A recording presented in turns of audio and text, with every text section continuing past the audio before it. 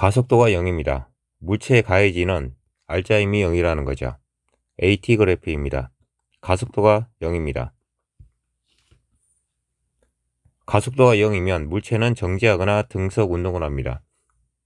물체가 정지할 때 VT 그래프를 보겠습니다. VT 그래프입니다. 정지 상태이기 때문에 속도는 0이 되는 거죠. ST 그래프입니다. 제자리에 있습니다. 물체가 등속 운동을 할 때 VT 그래프를 보겠습니다. VT 그래프입니다. 처음 속도를 V0로 놓겠습니다. 처음 속도가 그대로 유지되는 거죠. ST 그래프입니다. 가속도가 0이면 ST 그래프는 직선입니다. 직선의 기울기가 속도가 되는 거죠.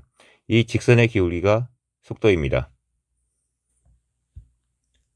VT 그래프에서 넓이는 이동거리입니다. 물체가 T' 시간 동안 이동한 거리를 S'로 놓겠습니다. 이 넓이가 이동거리가 되는 거죠. ST 그래프입니다. T' 시간 동안 이동한 거리가 S'입니다. 가속도가 0이면 물체는 정지하거나 등속 운동을 합니다. 이게 성립하는 거죠. 물체가 정지하거나 등속 운동을 하면 가속도가 0입니다. 이게 성립합니다. 이게 성립하는 거죠. 물체가 정지하거나 등속 운동을 하면 가속도가 0입니다. F는 ma입니다. 가속도가 0이죠. 힘이 0입니다. 힘의 합, 합력, 알짜임이 0이 됩니다. 이 개념이 상당히 중요합니다. 이 개념이 적용된 기출문제를 보겠습니다. 질량과 무게에 대해서 먼저 확인을 해보겠습니다. 질량, 무게, 중력, 중량입니다.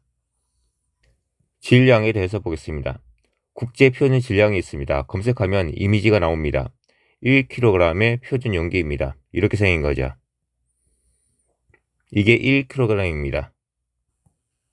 몸의 질량이 50kg이라는 것은 이 표준 용기가 50개 있다 이렇게 이해하면 됩니다.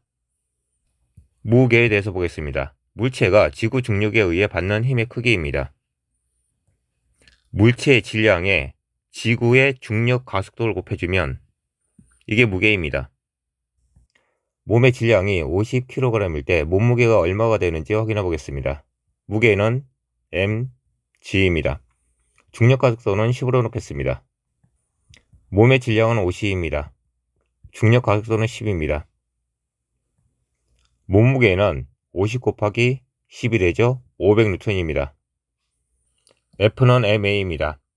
가속도를 중력 가속도로 바꾸겠습니다. F는 mg가 되죠. 이게 중력입니다. 중량입니다. 물체가 지구 중력에 의해 받는 힘의 크기입니다. 표시는 W는 mg입니다. 영안사전에서 이 단어를 검색하면 이게 나오죠. 물리에서 무게, 중력, 중량은 같은 뜻으로 이해하면 됩니다. 무게에 대해서 다시 한번 확인해 보겠습니다. 물체의 질량이 mkg일 때 물체의 질량에 지구의 중력 가속도를 곱해줍니다. mg가 되는 거죠. 이 mg가 물체가 받는 힘이 됩니다. mg는 무게, 중량, 중력이 되는 거죠. 질량이 다른 두 개의 물체가 있습니다. 스몰 m, 라지 m입니다. 지구의 중력 가속도를 곱해주겠습니다. 무게가 되는 거죠. 질량이 다르면 중력이 다릅니다. 질량이 다르면 중력이 다르죠. 무게에 대해서 실생활과 물리를 비교해 보겠습니다. 실생활에서는 몸무게가 50kg이죠. 물리에서 정확하게 표현하면 몸의 질량이 50kg입니다. 몸무게는 500N이 되는 거죠. 기출문제입니다. 이 그림을 먼저 확인해 보겠습니다. 천장입니다. 줄입니다. 이 줄에 질량 m이 물체가 매달려 있습니다. 물체의 질량 m일 때 물체의 질량에 지구의 중력 가속도 곱해주면 중량이 mg, 중력이 mg, 무게가 mg입니다. 이 물체는 아래 방향으로 F는 mg의 힘을 받습니다. 실의 장력을 치러 놓겠습니다. 물체가 정지해 있기 때문에 중력과 장력의 크기가 같습니다. 중력과 장력의 크기가 같은 거죠. 벽입니다. 사람입니다. 사람이 벽을 FM으로 밉니다. 그 벽도 사람을 FM으로 미는 거죠. 작용과 반작용입니다. 줄입니다. 사람이 벽을 FM으로 당기고 있습니다. 그러면 벽도 사람을 FM으로 당기는 거죠. 작용과 반작용입니다. 이 실의 장력을 T로 놓겠습니다. 실의 장력과 힘의 크기가 같습니다. T는 F가 되는 거죠. 똑같이 적용하면 됩니다. 천정입니다. 줄입니다. 손으로 이 줄을 아래 방향으로 FM으로 잡아당기고 있습니다. 천정과 손은 작용과 반작용이죠. 실의 장력을 T로 놓겠습니다. 이 실의 장력과 이 힘의 크기가 같습니다. 이게 되는 거죠. 도르래입니다. 줄입니다. 이 줄에 질량 M이 물체가 매달려 있습니다. 손으로 이 줄을 잡고 있습니다. 물체는 정지해 있습니다.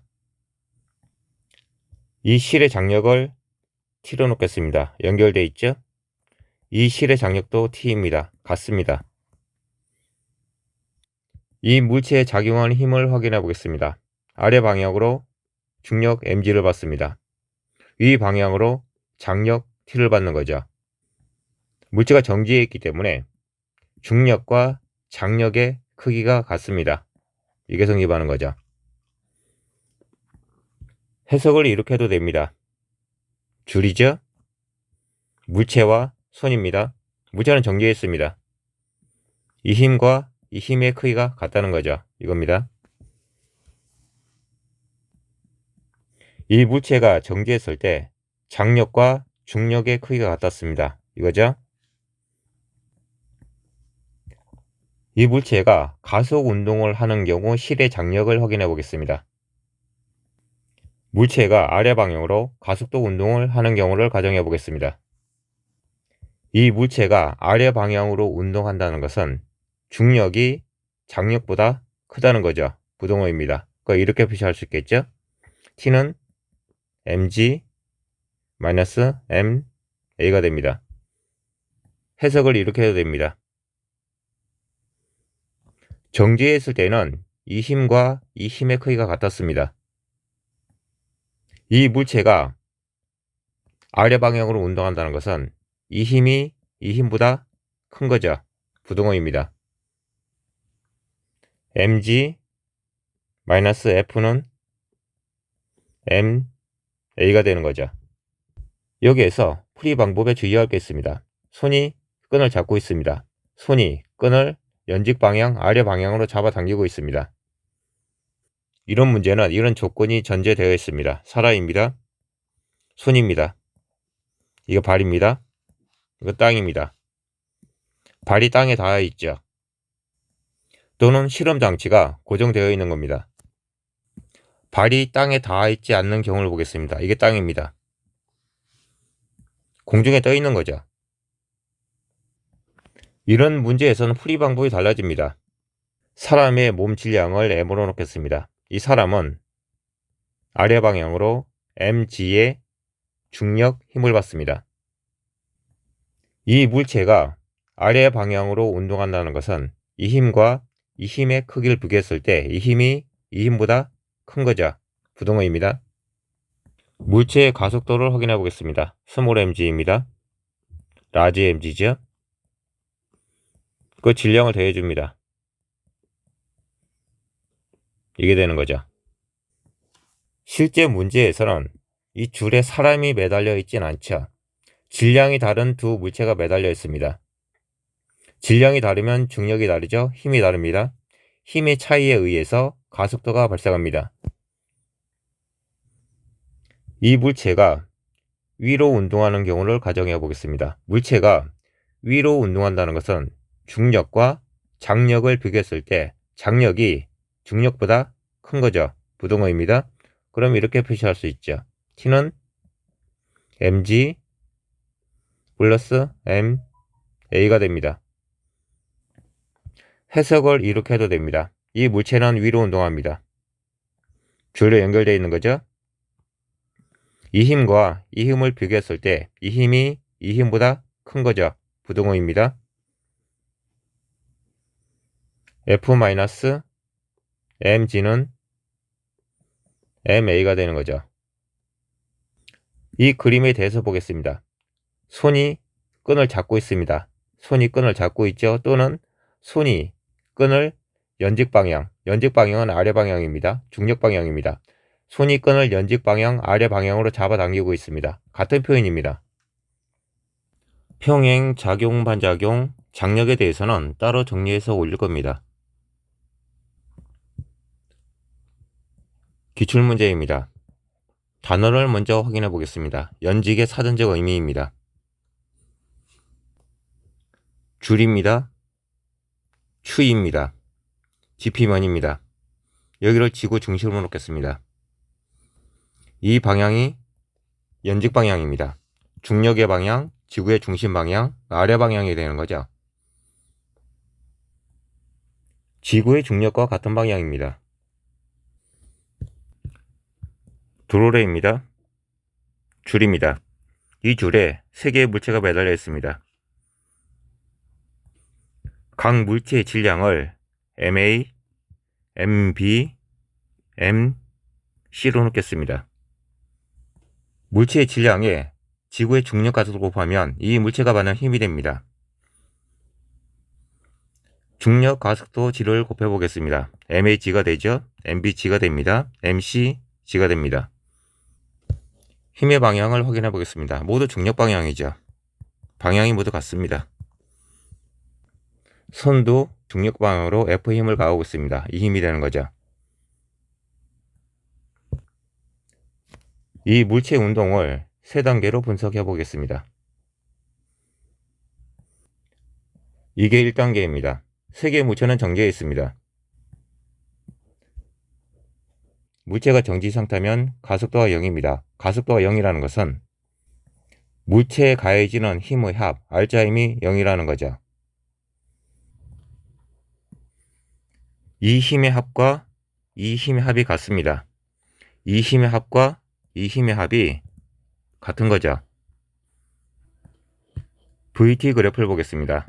VT 그래프입니다. 물체는 정지 상태이기 때문에 속도는 0입니다. 여기까지가 1단계입니다. 두 번째 단계입니다. 가해에서 A를 놓았습니다. 이 손이 없어지는 거죠. 손이 없었습니다. 이 힘의 합이 이 힘의 합보다 큰 거죠. 부등호입니다.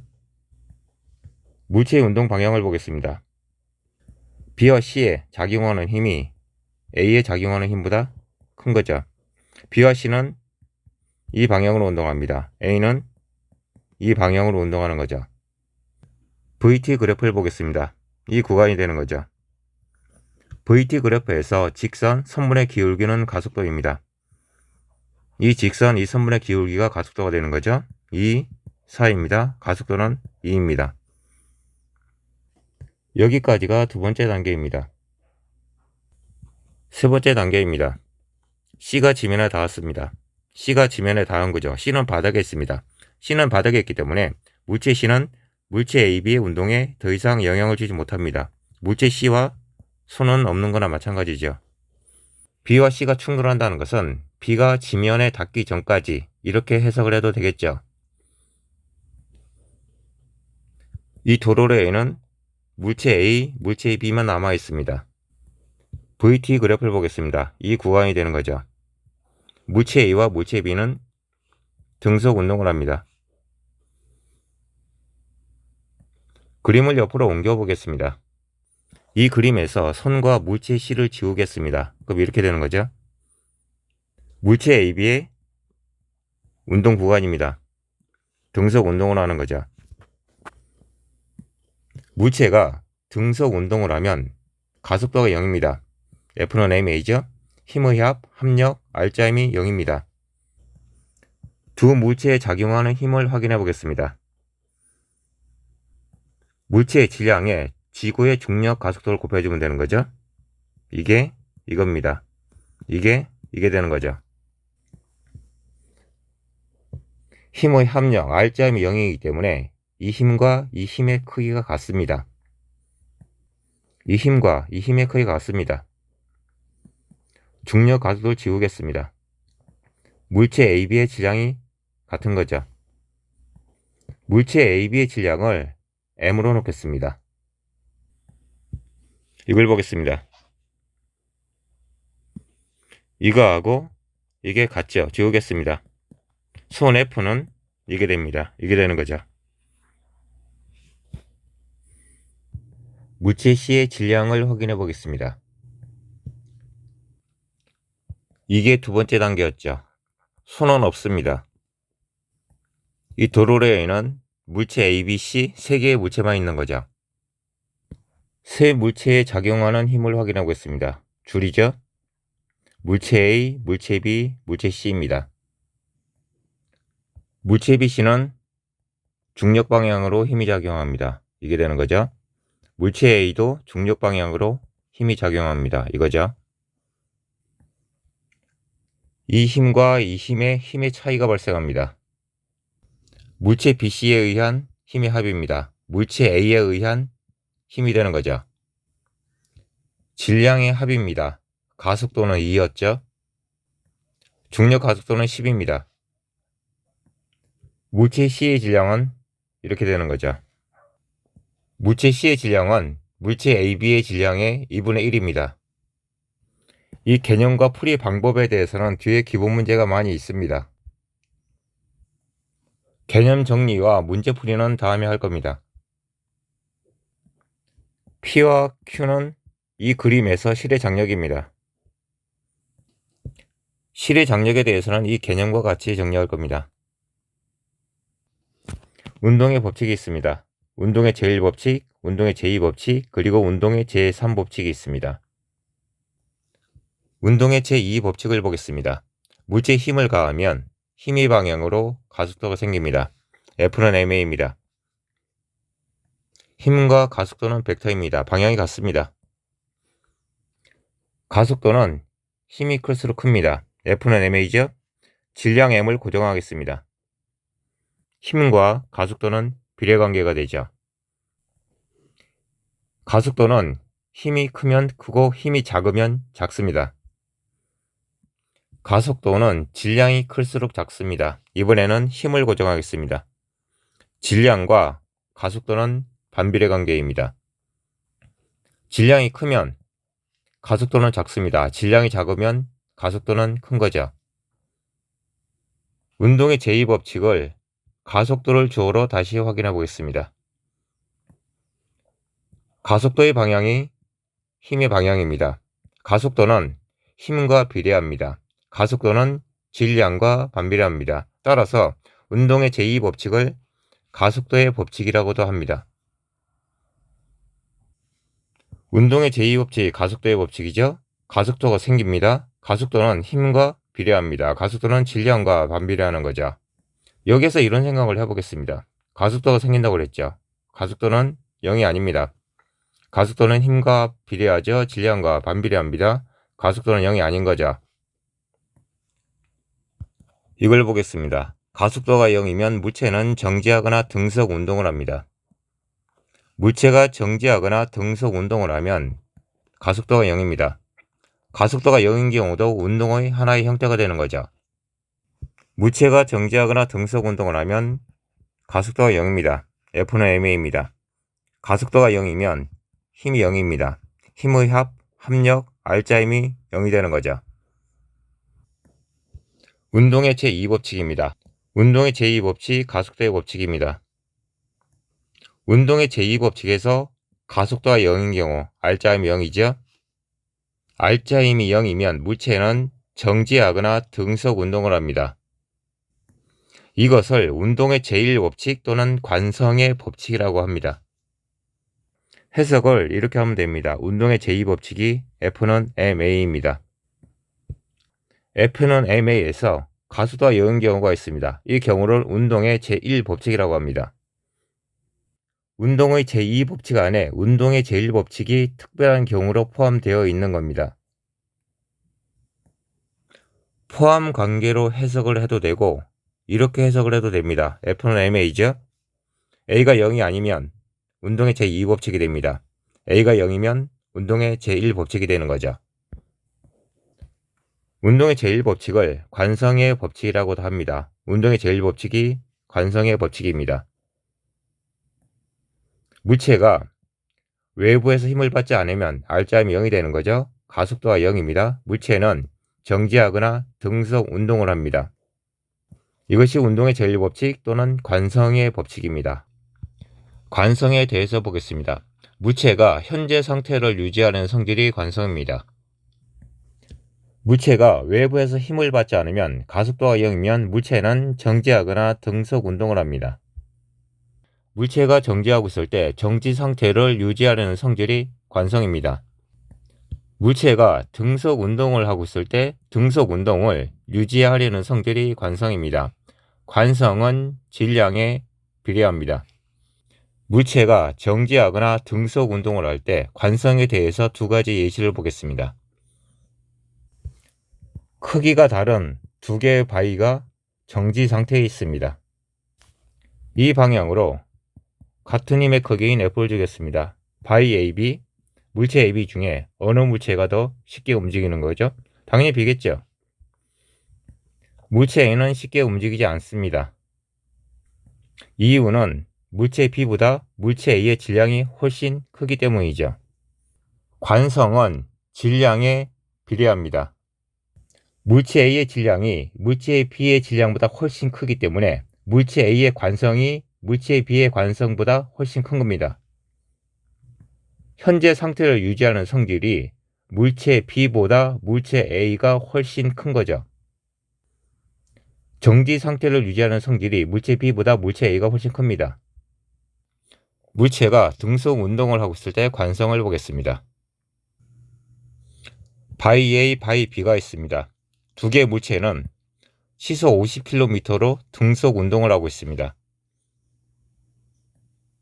반대 방향으로 F에 같은 힘을 주겠습니다. 운동 방향과 힘의 방향이 반대이기 때문에 물체 A와 물체 B는 잠시 후에 멈추겠죠. 물체 AB 중에 어느 물체가 더 정지시키기 어려운지 보겠습니다. 당연히 물체 A가 되겠죠. 물체 A의 질량이 물체 B의 질량보다 훨씬 큽니다. 관성은 질량에 비례합니다. 물체 A의 관성이 물체 B의 관성보다 큰 거죠. 현재 상태를 유지하는 성질이, 즉 물체 A의 관성이 물체 B의 관성보다 훨씬 크다는 거죠. 관성에서 자주 사용되는 예시가 타이타닉 배입니다. 빙산과 충돌한 후 침몰했죠. 이거를 타이타닉 배로 놓겠습니다. 비교를 위해서 작은 배가 있습니다. 바다입니다. 빙산입니다. 바다 밑에는 굉장히 큰 빙산의 본체가 있는 거죠. 타이타닉이 빙산과 충돌할 때 속도는 대략 이 정도였다고 합니다. 시속 41km 정도 되는 거죠. 두 배의 현재 상태를 보겠습니다. 시속 41km로 등속 운동을 하고 있습니다. 충돌하기 전에 빙산을 미리 발견을 했죠. 미리 발견을 했습니다. 빙산을 발견했으면 정지하거나 돌아가면 되는 거죠. 그런데 배가 정지하는 것은 상당히 어렵다고 합니다. 이 배가 이 빙산 앞에서 멈출 수 없다면 이렇게 돌아가면 되는 거죠. 그런데 이 배의 질량이 엄청나게 큽니다. 관성도 그만큼 크다는 거죠. 이 배가 빙산을 피하기 위해서 회전을 했습니다. 이렇게 한 거죠. 회전을 이렇게 해야 되는데 이렇게 한 겁니다. 빙산을 크게 돌지 못했기 때문에 이 배 옆부분이 빙산에 부딪혀서 찢어진 거죠. 비교를 위해서 작은 배를 보겠습니다. 이 배에 비해서 이 배의 질량은 훨씬 작습니다. 질량이 작기 때문에 관성이 작습니다. 현재 상태를 유지하는 성질, 등속 운동을 하는 성질, 이 속도를 유지하려는 성질이 작은 거죠. 적당한 힘을 가해주면 이 배는 쉽게 회전할 수 있는 겁니다. 빙산을 피할 수 있다는 거죠. 관성에서 이 충돌 사고와 비슷한 사례가 몇 년 전에도 있었습니다. 구글에서 베네치아 크루즈 유람선 충돌 또는 이탈리아 크루즈 유람선 충돌 검색하면 영상이 나옵니다. 상황은 대략 이런 걸로 추정이 됩니다. 육지입니다. 부두 선착장입니다. 이 배가 유람선입니다. 이 배가 크루즈입니다. 크루즈 선박을 타이타닉으로 생각하면 비슷한 상황이 되는 겁니다. 이 크루즈선의 질량이 엄청나게 큽니다. 질량이 크기 때문에 관성이 큰 거죠. 현재 상태를 유지하는 승들이 그만큼 크다는 거죠. 이 배는 쉽게 멈추지는 못합니다. 쉽게 방향도 바꾸지 못하는 거죠. 영상을 15초 정도 보겠습니다.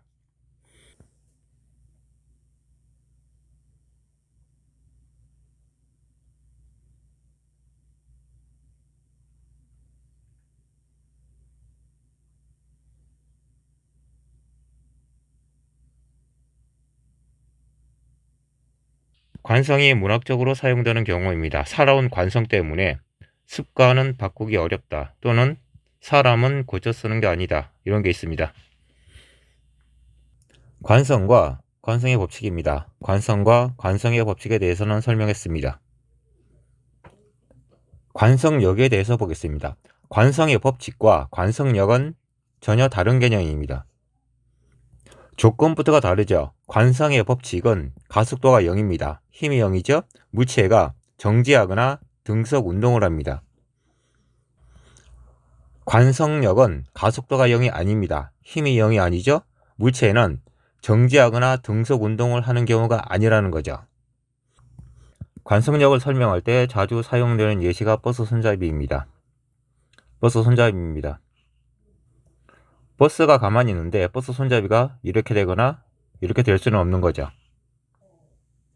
버스가 갑자기 출발하거나 갑자기 정지하면 버스 손잡이가 이렇게 될 수도 있고 이렇게 될 수도 있습니다.